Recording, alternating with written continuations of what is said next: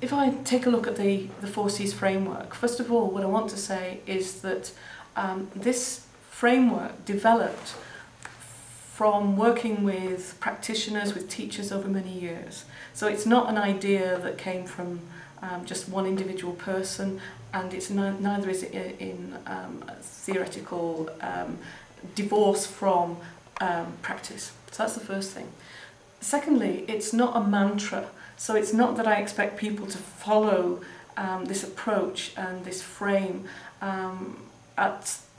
as though it were, if you don't do the 4Cs, then you're not doing CLIL. It's none of that. What it is a conceptual framework to enable teachers to plan their units of work and plan their lessons so that actually all the different elements of CLIL are connected, so that it makes some kind of sense.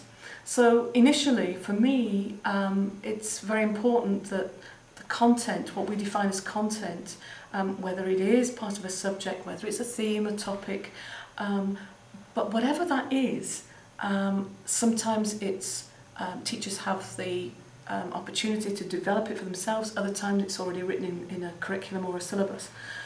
But it is for me that the content must lead the way. So first of all, it's a case of identifying the content and being very clear what the content will be over a period of lessons or a unit.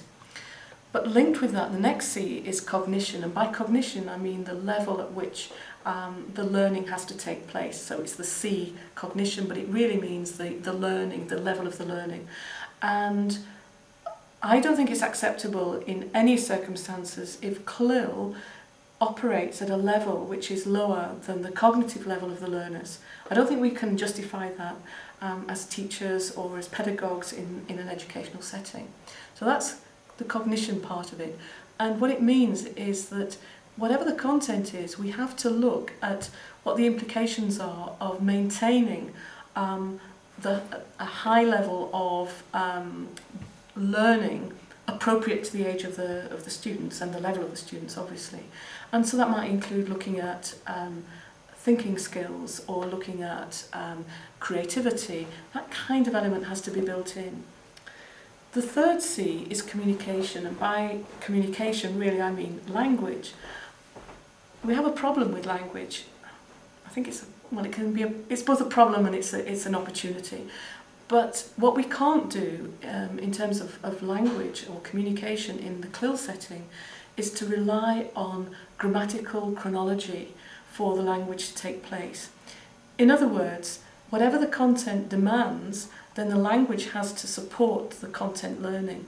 And the communication learning, the communication has to be accessible. In other words, the language must be accessible for the students to enable them to learn at an appropriate cognitive level. And that for me is the greatest challenge of all in CLIL, is trying to get that language appropriate at the appropriate level so that the learners can understand. I do feel that perhaps we can't, as I said before, we can't use chronology. For example, the past tense needs to be used probably even with beginner CLIL learners. We need to have access to the past tense. We can't wait for 3 years before that happens. So it involves a reconceptualization of the kind of language that will be needed, with a special focus on the function of language as it relates to the content rather than just simply the form.